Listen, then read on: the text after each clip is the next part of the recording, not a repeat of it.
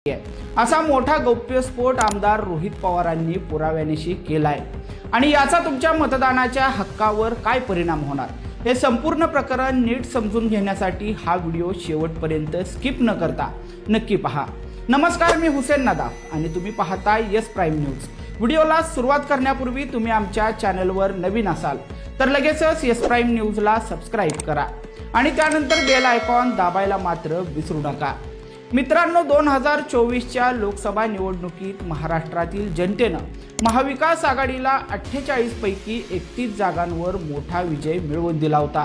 पण आता येणाऱ्या निवडणुका जिंकण्यासाठी सामदाम दंडभेद अशा सर्व मार्गांचा वापर केला जातोय का, असा गंभीर प्रश्न सध्या उपस्थित झालाय। पश्चिम बंगाल निवडणुकीपूर्वी ज्याप्रमाणे लाखो मतदारांची नावे यादीतून गायब केली गेली किंवा संशयास्पद ठरवण्यात आली, तसाच काहीसा प्रकार आता महाराष्ट्राच्या गावागावात सुरू असल्याचा खळबळजनक दावा केला जातोय।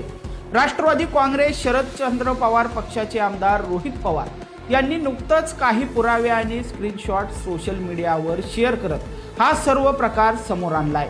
रोहित पवारांच्या दाव्यानुसार महाराष्ट्रात एका बाजूला SIRची मोहीम सुरू असतानाच दुसरीकडे भारतीय जनता पक्षाने एक विशेष सॉफ्टवेअर किंवा ॲप तयार केले।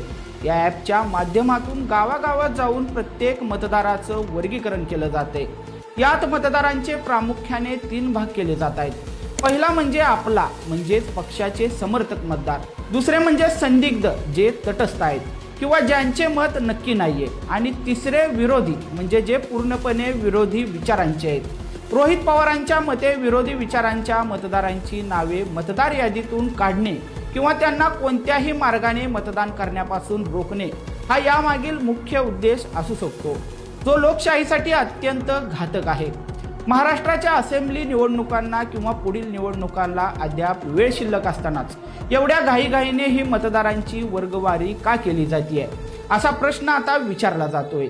जेव्हा सत्ताधाऱ्यांना स्पष्ट दिसतं की जनता त्यांना निवडून देणार नाही, तेव्हा सिस्टीममध्येच बदल करून किंवा मतदारांची नावे बाद करून सत्ता मिळवण्याचा हा प्रयत्न तर नाहीये ना, असा घाणाघाती आरोप देखील केला जातोय।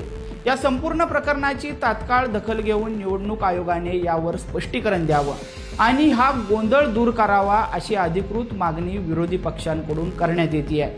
मित्रांनो, लोकशाहीत अशा प्रकारे आपला आणि परका म्हणून मतदारांची विभागणी करणं हे कितपत योग्य आहे? जर आपल्याला खरोखरच लोकशाही जगवायची असेल तर अशा प्रकारांवर प्रश्न विचारणं अत्यंत गरजेचं आहे। या संपूर्ण विषयावर आणि महाराष्ट्रातील या राजकीय घडामोडींवर तुमचं काय मत आहे हे आम्हाला कमेंट सेक्शनमध्ये नक्की कळवा आणि हा व्हिडिओ जास्तीत जास्त लोकांपर्यंत शेअर करा, जेणेकरून